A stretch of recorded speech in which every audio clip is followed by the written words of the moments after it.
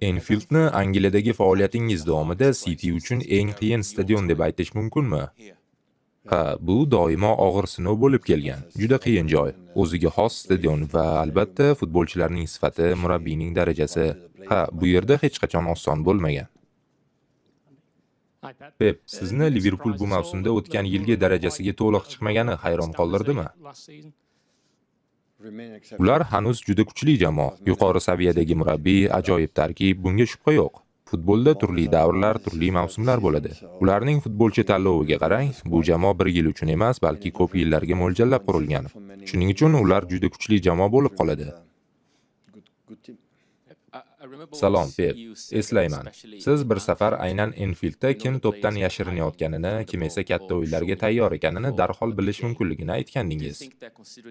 Hozir jamoangizda hali bunday tajribaga ega bo'lmagan futbolchilar ko'p. Shu sabab imkon qadar tajribali o'yinchilarni maydonga tushirishni rejalayapsizmi?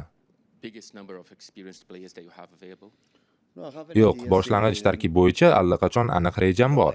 Men faqat ularning so'nggi o'yinlardagi harakatlarini tahlil qilyapman. Nimalarni qilishimiz kerak? Ayrim jihatlarni biroz to'g'rilashimiz lozim. Ammo masala faqat Enfieldda emas. Har qanday katta stadionda va muhim o'yinlarda kuchli shaxslar zarur. Men buni ko'p bor aytganman. Gap mahoratda emas. Divizionda, Premier Ligada, top klublarida o'ynayotgan barcha futbolchilarda mahorat bor. Men katta o'yinlar uchun yetarli darajaga ega bo'lmagan birorta ham top jamoa futbolchisini bilmayman. Masala sen qanday harakat qilishingda. Men qanday o'ynaysan demayapman. Kim ekansan deyapman. Futbolchi sifatidagi mohiyating katta stadionlarda, uyda, turli bosqichlarda va har bir turnirda o'zingni qanday tutishing.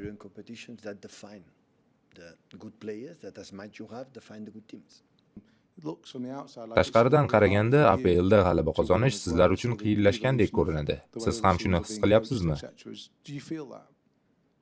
Har bir mavsum qiyin. Murabbiylar kuchaymoqda, futbolchilar rivojlanmoqda. Barcha jamoalar katta mablag' sarflamoqda. Va kechirasiz, buni aytishga majburman. Faqat Manchester City emas.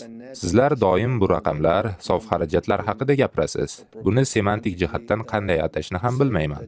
Ammo atrofga qarang. Mutlaqo barcha jamoalar kuchaymoqda. Yanada yaxshiroq bo'lish uchun sarmoya qilmoqda. Albatta, har bir mavsum tobora murakkablashib bormoqda. Bu faqat bizga emas, balki barcha klublarga tegishli.